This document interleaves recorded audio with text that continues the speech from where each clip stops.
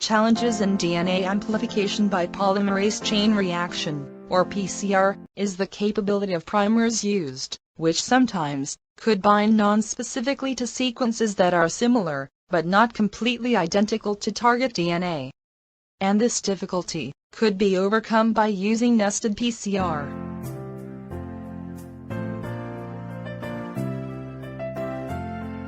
Nested PCR is a modification of standard PCR, and used in situations which necessary to increase the sensitivity or specificity of PCR. It intends to reduce non-specific binding in products, due to amplification of unexpected primer binding sites. The nested PCR involves two sequential amplification reactions, and each uses a different pair of primers. The second set primers, intended to amplify a secondary target within the first run product.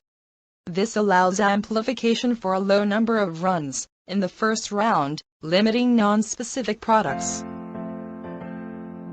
A basic PCR setup requires several components, including a DNA template that contains the DNA target region to amplify, a buffer solution providing a suitable chemical environment for optimum activity and stability of the DNA polymerase, two sets of DNA primers that are complementary to the DNA target.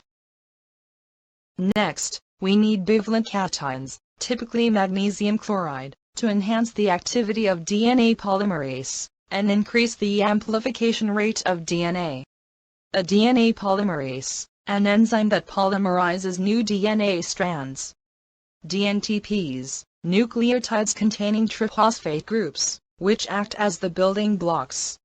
And lastly, we need a thermal cycler to amplify the DNA. To amplify a segment of DNA using nested PCR, the sample is first heated, causes hydrogen bonds between the bases, in two strands of template DNA to denature, and separate into two pieces of single-stranded DNA. Next, in annealing stage, the outer primers will attach to a specific location on the single-stranded template DNA. Primers serve as the starting point for DNA synthesis, and designed to be complementary to the sequence of short sections DNA, on each end of the sequence to be copied. In the final step, the DNA polymerase enzyme synthesizes and builds two new strands of DNA, using the original strands as templates. This process results in the duplication of the original DNA, with each of the new molecules containing old and new strand. The cycles of denaturing and synthesizing new DNA is repeated, usually 30 to 40 cycles, leading to more than 1 billion copies of the original DNA segment. Then, the Nest1 products will be using as a template in Nest2 PCR. The same cycles repeating, and the second set of primers, or known as inner primers, amplify a secondary target within the first run products. This allows running more total cycles, while minimizing non-specific amplification. This is useful for rare templates, or PCR with high background.